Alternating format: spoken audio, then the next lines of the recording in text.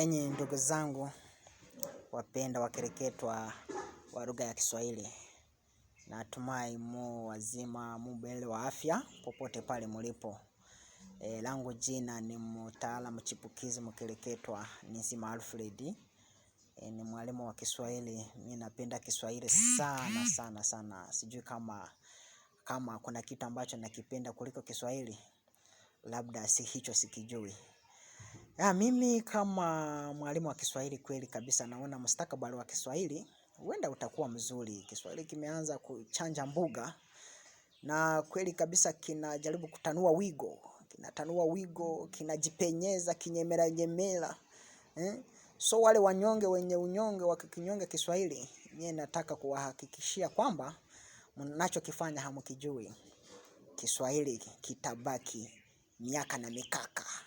Wale wanaokipenda wataishi kwa furaha na buraha.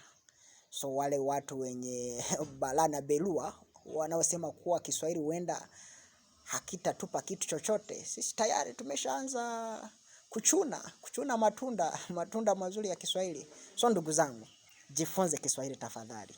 Jifunze Kiswahili na mimi unahitaji kujifunza Kiswahili. Bofya tu inbox yangu kikashane, nifikie kikashane, nitakufundisha moja kwa moja. Nitakufundisha moja kwa moja. Asante sana. Baada ya kusema hayo nayayuka huku nikiweweseka kiwenda wazimu.